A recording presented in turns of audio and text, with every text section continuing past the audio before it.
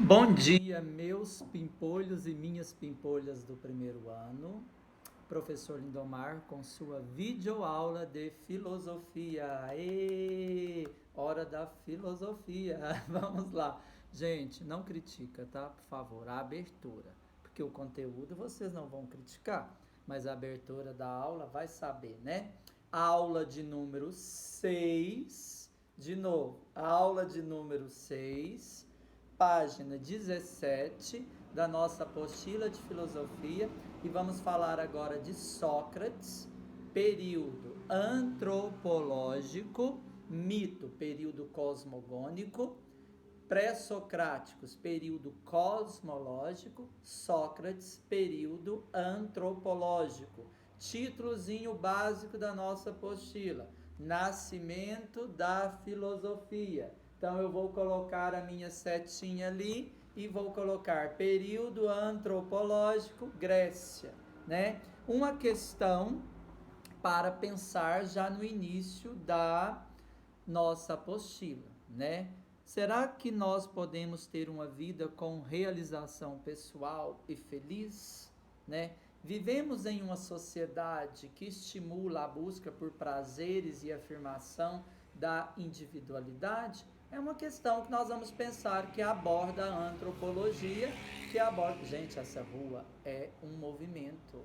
Nem o isolamento social pôs expor para que tal facho. Então, continuando aqui, desculpa o barulho, né? Será que as questões antropológicas, antropo, ser humano, né? Será que essas questões sobre modernidade que nós vivemos desde a Revolução Francesa, desde a Revolução Industrial, né? Como que fica, então, a nossa relação com o outro, com relação à felicidade? Nós vamos ver aí na página 17, né, uma pintura produzida mais de 2000 anos após a morte do filósofo grego, que vai mostrar então Sócrates, que é considerado o pai da filosofia, embora nós sabemos que quem cria a palavra filosofia é Pitágoras, mas Sócrates é considerado o pai da filosofia. Então ele está aí sendo julgado, né? E ele está lá, né, debatendo. Uma das questões de Sócrates é argumentar, é o diálogo, a dialética socrática. Ela está sempre ligada a esse embate, um confronto de ideias, um diálogo que Sócrates faz com seu interlocutor. E nós vamos ver que método que Sócrates usa para isso. Então ele é condenado, nós já vamos ver que podemos começar de trás para frente, de ver que a condenação de Sócrates é porque ele é acusado, né, de ir contra os deuses, né, que tinha toda aquela questão politeísta dos deuses da Ágora, dos deuses de Atenas, né, ele vai contra os preceitos já estabelecidos por esses deuses, e nos seus diálogos nas praças, nos mercados, né, Sócrates também pesa contra ele para condenação e sua morte, que ele é acusado de corromper a juventude, né? Quem foi Sócrates, então? Sócrates foi um ateniense, né? Viveu em um período chamado de Idade de Ouro em Atenas, não deixou nada escrito. Os registros que se tem de Sócrates, então... Gente, por falar nisso, vocês estão gostando? Meu chapéu, obrigado, tá? Sócrates não deixou nada escrito. O que nós temos de Sócrates, né, foi escrito pelo seu discípulo Platão, e ele viveu, né, em uma época onde Atenas estava passando pelo seu apogeu, ponto alto da política grega ateniense, né? Ele era desapegado de bens materiais, o seu hábito era caminhar por praças, mercados, vielas, ruas da cidade de Atenas, né?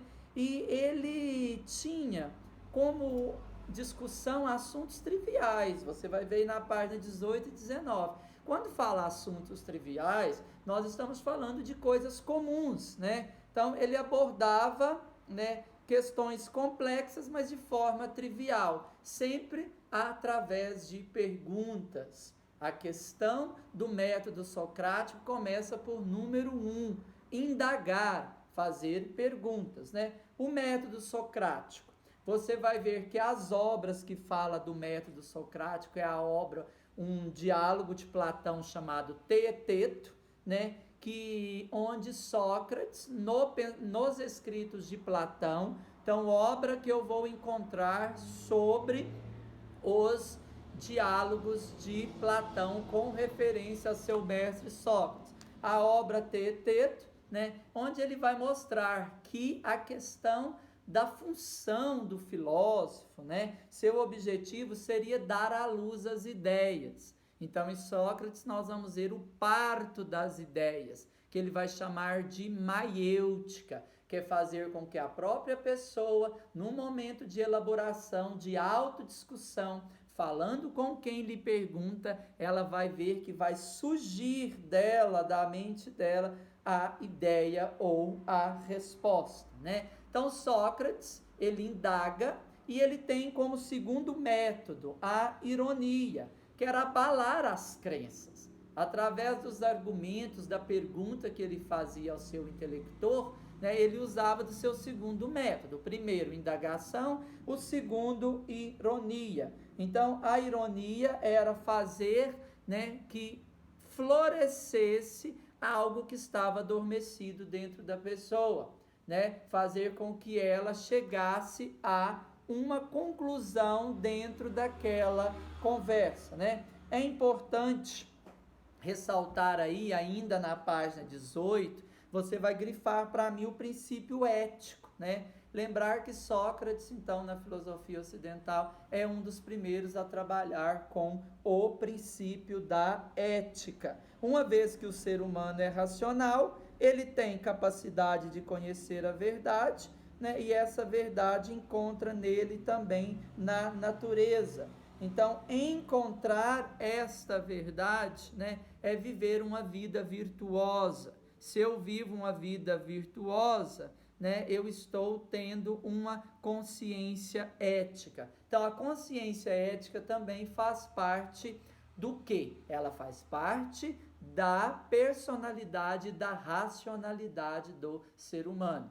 Então, seria uma razão, né, levada a uma coexistência. Julgamento de Sócrates, no finalzinho aí, nós vamos ver então, né, que Sócrates, ele ao introduzir a antropologia, ele usa uma frase, né, conhece a ti mesmo, é uma frase que estava num templo, né, ela é uma placa, ele tirou essa frase de uma placa, de um templo, onde tinha isso, conhece a ti mesmo. Eu vou conhecer a mim mesmo através da ironia, através da maiêutica que eu fiz ao indagar. Olha o princípio antropológico no pensamento de Sócrates, né? A outra questão é só sei que nada sei, que essa ironia não é um xingamento, ele não é uma pessoa sarcástica, mas ele é uma pessoa que leva ao reconhecimento da ignorância, que não é um defeito, pelo contrário, é uma atitude.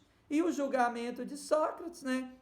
Então, ele vai ser julgado por corromper a juventude, ele vai ser condenado à pena de morte e ele toma um suco, né, um veneno de uma fruta chamada cicuta, né? Então, nos diálogos de Platão, vai ter sobre esse julgamento. Então, é um pouquinho sobre Sócrates, dá uma lidinha, anota, né? Uma aula rápida, uma aula bem direcionada. Lá no artigo agora do Word, que vai estar no seu e-mail, né? Você vai fazer para mim as atividades. Beijo, qualquer dúvida estou aqui.